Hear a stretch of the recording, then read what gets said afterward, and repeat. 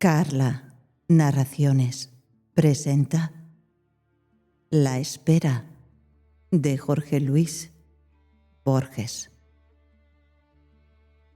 El coche lo dejó en el 4004 de esa calle del noroeste. No habían dado las 9 de la mañana. El hombre notó con aprobación los manchados plátanos, el cuadrado de tierra al pie de cada uno, las decentes casas de balconcito, la farmacia contigua, los desvaídos rombos de la pinturería y ferretería, un largo y ciego paredón de hospital cerraba la acera de enfrente. El sol reverberaba más lejos en unos invernáculos. El hombre pensó que esas cosas, ahora arbitrarias y casuales y en cualquier orden, como las que se ven en los sueños, serían con el tiempo, si Dios quisiera, invariables, necesarias y familiares. En la vidriera de la farmacia se leía en letras de loza: Breslauer. Los judíos estaban desplazando a los italianos, que habían desplazado a los criollos. Mejor así. El hombre prefería no alternar con gente de su sangre. El coche le ayudó a bajar el baúl. Una mujer de aire distraído o cansado abrió por fin la puerta. Desde el pescante el cochero le devolvió una de las monedas, un vintén oriental que estaba en su bolsillo desde esa noche en el hotel de Melo. El hombre le entregó 40 centavos y en el acto sintió: tengo la obligación de obrar de manera que todos se olviden de mí. He cometido 2 errores. He dado una moneda de otro país y he dejado ver que me importa esa equivocación. Precedido por la mujer, atravesó el zaguán y el primer patio. La pieza que le habían reservado daba felizmente al segundo. La cama era de hierro, que el artífice había deformado en curvas fantásticas, figurando ramas y pámpanos. Había asimismo un alto ropero de pino, una mesa de luz, un estante con libros a ras del suelo, 2 sillas desparejas y un lavatorio con su palangana, su jarra, su jabonera y un botellón de vidrio turbio, un mapa de la provincia de Buenos Aires y un crucifijo adornaban las paredes. El papel era carmesí, con grandes pavos reales repetidos, de cola desplegada. La única puerta daba al patio. Fue necesario variar la colocación de las sillas para dar cabida al baúl. Todo lo aprobó el inquilino. Cuando la mujer le preguntó cómo se llamaba, dijo Villari, no como un desafío secreto, no para mitigar una humillación, que en verdad no sentía, sino porque ese hombre lo trabajaba, porque le fue imposible pensar en otro. No lo sedujo, ciertamente, el error literario de imaginar que asumir el nombre del enemigo podía ser una astucia. El señor Villari al principio no dejaba la casa. Cumplidas unas cuantas semanas dio en salir un rato al oscurecer. Alguna noche entró en el cinematógrafo que había a las 3 cuadras. No pasó nunca de la última fila. Siempre se levantaba un poco antes del fin de la función. Vio trágicas historias de Lampa. Estas sin duda incluían errores. Estas sin duda incluían imágenes que también lo eran de su vida anterior. Villari no las advirtió porque la idea de una coincidencia entre el arte y la realidad era ajena a él. Dócilmente trataba de que le gustaran las cosas. Quería adelantarse a la intención con que se la mostraban. A diferencia de quienes han leído novelas, no se veía nunca a sí mismo como un personaje del arte. No le llegó jamás una carta, ni siquiera una circular, pero leía con borrosa esperanza una de las secciones del diario. De tarde arrimaba la puerta a una de las sillas y mateaba con seriedad, puestos los ojos en la enredadera del muro de la inmediata casa de Altos.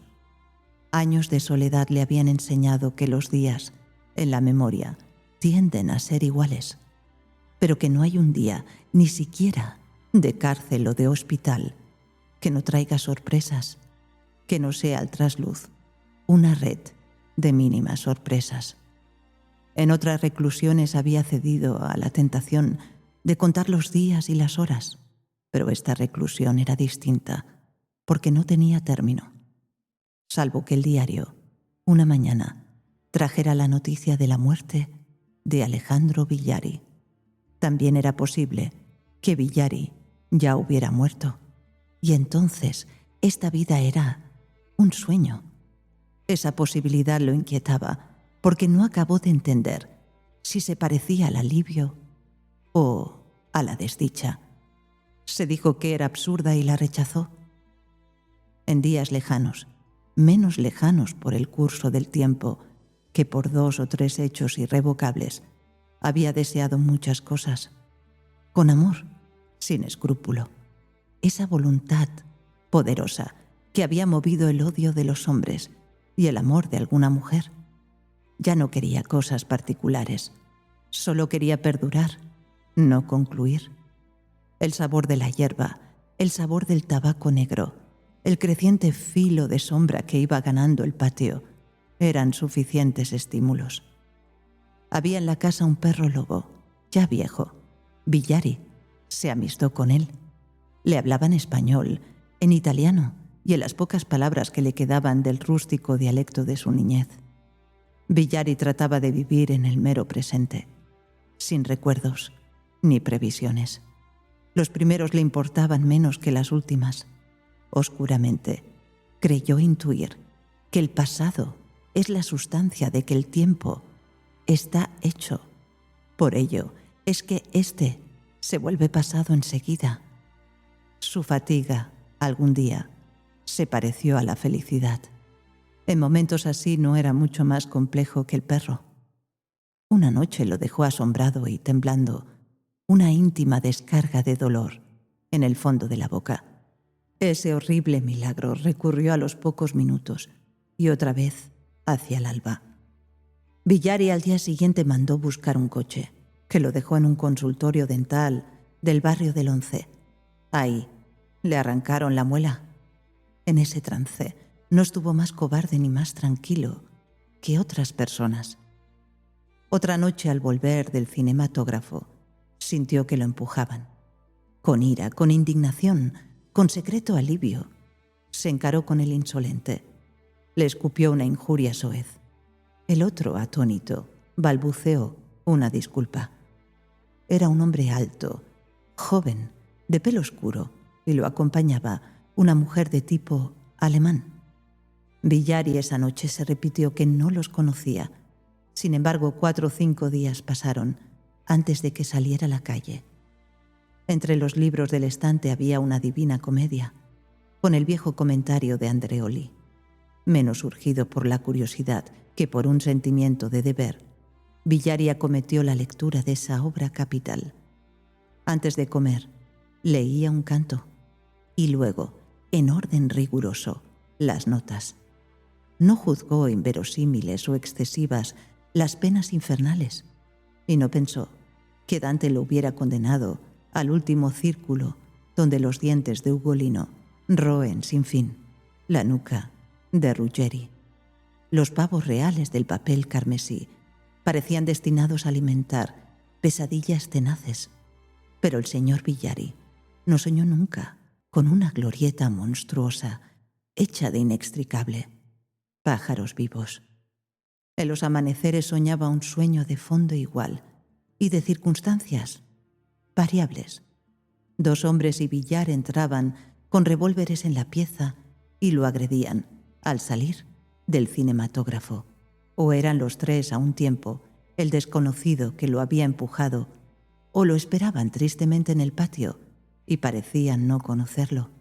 Al fin del sueño, él sacaba el revólver del cajón de la inmediata mesa de luz Y es verdad que en ese cajón guardaba un revólver y lo descargaba contra los hombres. El estruendo del arma lo despertaba, pero siempre era un sueño, y en otro sueño tenía que volver a matarlos.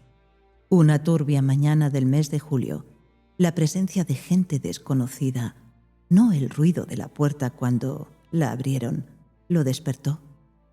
Altos, en la penumbra del cuarto, curiosamente simplificados por la penumbra, siempre los sueños de temor habían sido más claros, vigilantes, inmóviles y pacientes, bajos los ojos como si el peso de las armas los encorvara.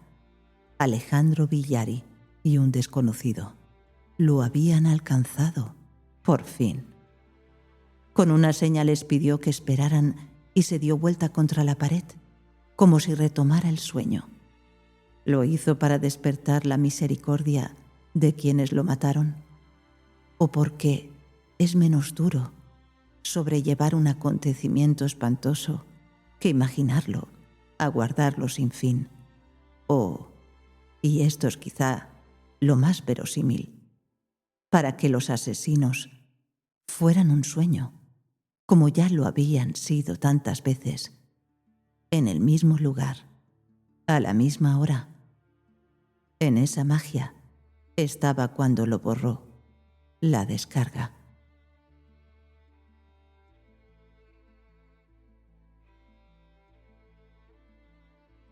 Has escuchado La espera de Jorge Luis Borges, una producción de Carla Narraciones.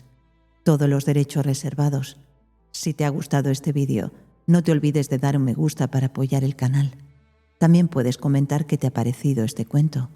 No te olvides tampoco, si todavía no lo estás, de suscribirte al canal Carla Narraciones para recibir una notificación cada vez que suba un nuevo audiolibro.